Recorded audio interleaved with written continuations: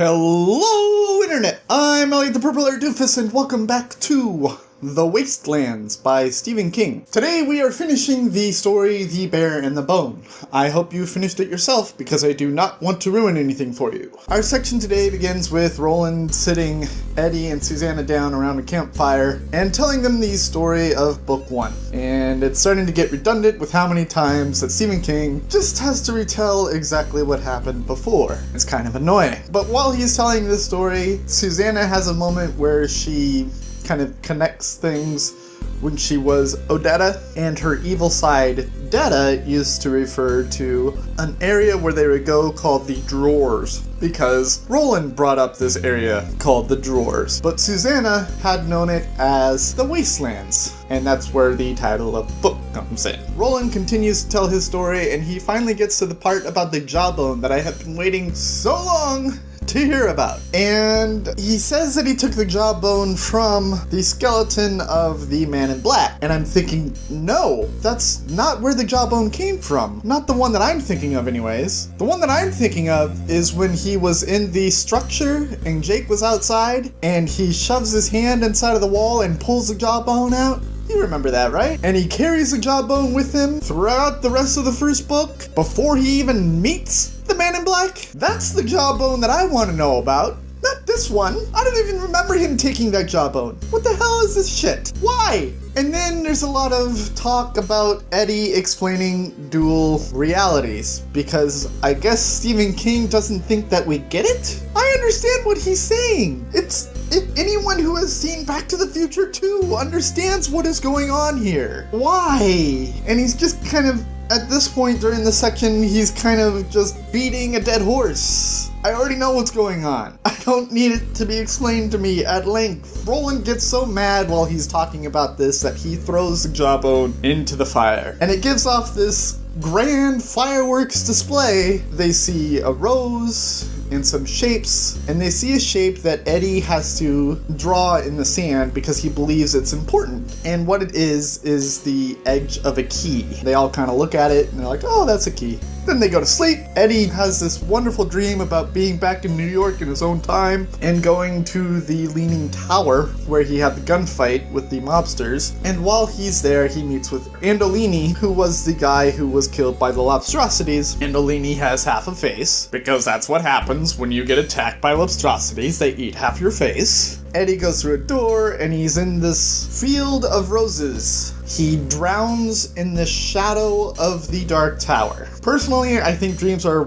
bullcrap, so I didn't really try and focus too much on it and just kind of got through it. A lot of this section is just stuff that I felt I didn't really need to know. I did read it word for word, but I was just kind of like, get me to some juicy plot. Bring back another robot bear. Please, do something. Eddie wakes up from the nightmare because the robot bear, has started screaming out this alarm that's like, my power cells are depleting, my power cells are depleting, my power cells are depleting. And it's like over and over and over again. It says that it has like an hour left until the power is completely gone. The three of them decide that they need to go and find where the bear is, because what I failed to mention was that those 12 video game bosses that I mentioned in the last video, they are protecting portals. And the portals themselves are connected to each other with this invisible line. I know, it's a little confusing. It's Stephen King trying to do fantasy, so just bear with it. Bear. They eventually get to where all the screaming was. There's the dead bear. Once they're at the dead bear, they decide to backtrack to where it was patrolling or keeping things safe. And then there's more talk about dual realities, and I'm just kind of like, I get it, please stop telling me about this. I understand what you're saying, Steven, just move on with the story, please. They get to the portal, and it has a collection of what I would call woodland robots. And it's just like a robot squirrel and a robot snake, and like there's just one that's a cube with claw. It's kind of a adorable, but kind of terrifying because these things are there to also help keep the portal safe. So if our three protagonists get near these things, they will kill them. And then it's Eddie's turn to fire the weapon at the robots, and he does the whole teaching thing, and bam, bam, bam, they're all gone. And Eddie gets really pissed off because Roland did the same thing to him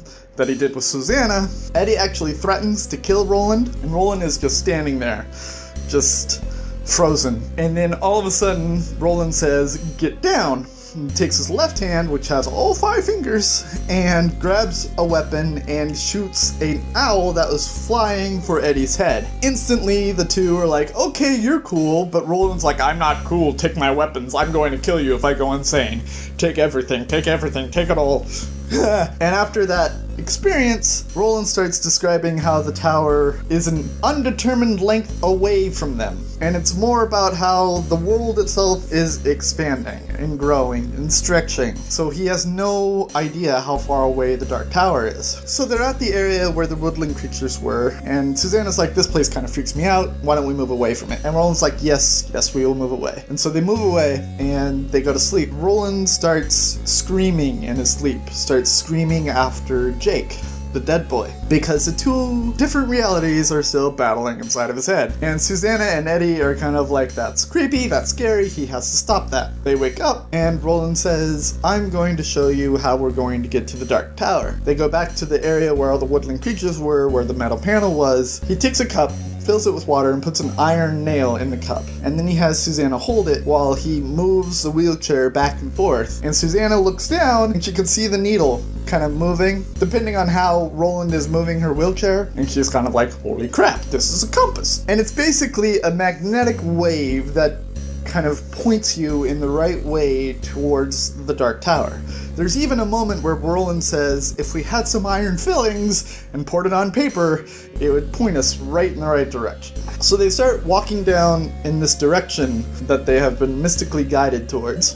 Eddie stops them, and he's looking at this tree, and he goes up to this tree that he's been staring at, and he pulls a branch from it, and he starts whittling, like he was before when he had the whole, "I don't like my older brother because he made me insecure" moment. He whittles out the edge of the key that he had drawn when they had burned the jawbone, which is interesting because I'm thinking that this must be the key to the Dark Tower that they will use once they get to it. And then they go to sleep, and Roland has more battling with the dual realities. And that's how our story ends for today. Overall, I liked some things like the little robot creatures. That was amazing. But like, just getting beaten to death with the story of the first book and the dual realities really irritated me. I realize he's just describing the world more and how the world works, but I just love plot so much, and this is just taking it away.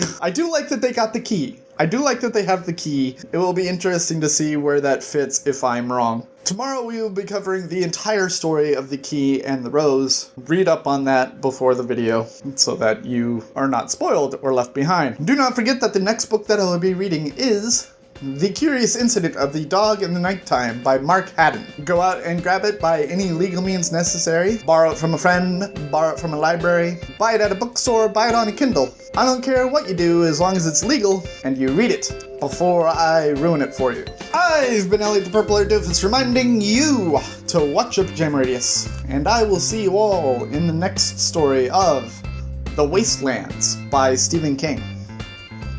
Toodles!